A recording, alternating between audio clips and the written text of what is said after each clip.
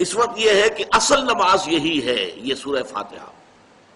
چنانچہ میں آپ کو حدیث سنا رہا ہوں جو صحیح بخاری میں بھی ہے، صحیح مسلم میں بھی ہے، جامع ترمذی میں بھی ہے، سنن ابی داود میں بھی ہے، سنن نسائی میں بھی ہے، اور بہت سی کتابوں موجود ہے۔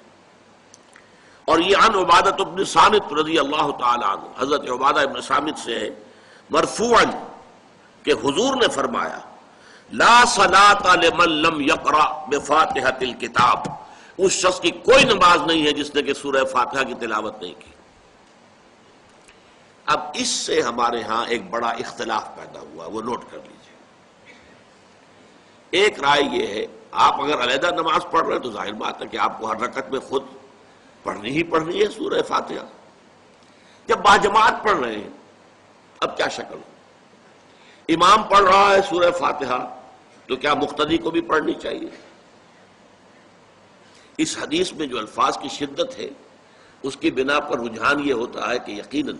اس صورت میں ہر شخص کو لا صلاۃ لمن لم یقرأ بفاتحۃ الکتاب، جس نے کہ فاتحہ کی تلاوت نہیں کی، قرات نہیں کی، اس کی کوئی نماز ہی نہیں۔ تو یہ موقف ہے امام شافعی کا، یہی مسلک ہے ہمارے اہل حدیث بھائیوں کا کہ آپ چاہے اکیلے نماز پڑھ رہے ہو، چاہے امام کے پیچھے پڑھ رہے ہو، اور چاہے امام جو ہے وہ جہری رکعت پڑھا رہا ہے اور چاہے سری رکعت پڑھا رہا ہے۔ خاموشی والی رکعت سورہ آپ کو معلوم ہے کہ نماز جو ظہر اور عصر کی ہے تو چاروں رکعتیں جو ہے وہ سری ہے، مغرب کے اندر آ کر دو جہری ہیں ایک سری ہے، عشاء میں آ کر دو جہری ہیں دو سری ہیں، سورہ اور نماز فجر کے اندر دونوں جو ہیں وہ جہری ہیں۔ تو چاہے جہری ہو چاہے سری ہو آپ کو بھی لازماً جو مقتدی ہے اسے بھی سورہ فاتحہ پڑھنی ہوگی۔ اب اس کے لیے انہوں نے یہ طریقہ جو ہے تلقین کیا ہے کہ امام تیزی سے نہ پڑھے، رک رک کر پڑھے الحمدللہ رب العالمین، اس کے بعد اتنا وقفہ دے دے کہ جو مقتدی ہے وہ بھی کہہ لے اپنے دل میں یا پڑھ لے الحمدللہ رب العالمین الرحمن الرحیم۔ تو یہ رک رک کر پڑھنا، خاص طور پر اگر آپ کو موقع ہوا ہو کسی اہل حدیث امام کی امامت میں نماز ادا کرنے کا تو آپ دیکھیں گے کہ بڑا فرق ہے۔ ہمارے جو حنفی امام الحمدللہ رب العالمین الرحمن الرحیم مالک یوم الدین ایاک نعبد و ایاک نستعین، چار آیتیں جو ہیں وہ بھی ایک ساتھ میں پڑھ جائیں گے، لیکن یہ کہ عام طور پر جو اہل حدیث حضرات ہیں وہ رک رک کر ٹھہر ٹھہر کر پڑھتے ہیں، ترتیل کے انداز میں پڑھتے ہیں۔ یا پھر دوسری شکل انہوں نے ایک اور کی ہے، یہ آپ سعودی عرب میں جب کبھی نماز پڑھیں گے اور آپ پڑھی ہو آپ نے تو وہاں آپ دیکھیں گے کہ امام جو ہے وہ سورہ فاتحہ پڑھنے کے بعد کوئی 1 منٹ جو ہے خاموش رہتا ہے تاکہ آپ اب جو مقتدی ہیں وہ اس وقفے میں وہ اب سورہ فاتحہ پڑھ لیں، پھر وہ قرات کرے گا، کوئی اور آیات اس نے شامل کرنی ہے تو بعد میں شروع کرے گا، درمیان میں وقفہ ہو۔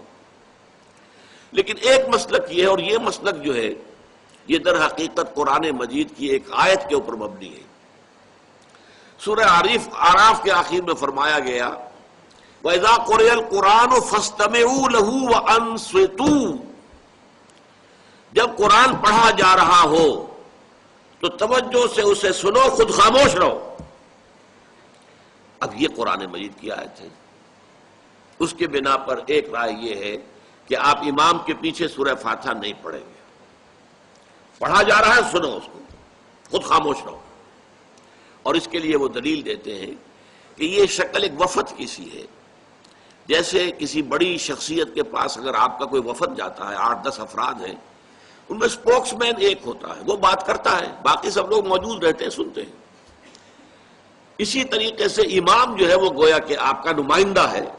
اور وہ پڑھ رہا ہے الحمدللہ رب العالمین الرحمن الرحیم مالک یوم الدین، تو امام کی قرات ہی آپ کی بھی قرات ہو گئی۔ گویا کہ اس آیت سے، اس حدیث سے اختلاف نہیں ہے، اس کی تعبیر سے اختلاف ہے کہ امام کا قرات کر لینا در حقیقت مقتدیوں کی طرف سے بھی قرات ہے۔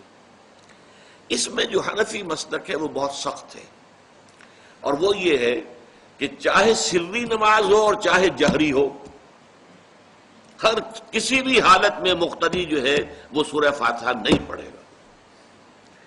اب اس میں ذرا سا سوال پیدا ہوتا ہے کہ جہری رکعت میں تو اس آیت کا اطلاق ہو جائے گا کہ وَإِذَا قُرِئَ الْقُرْآنُ فَاسْتَمِعُوا لَهُ وَأَنصِتُوا، سری میں تو اس آیت کا اطلاق نہیں ہوتا۔ بہرحال یہ مسلک ہے امام شافعی کا، ایک انتہا پر ہے،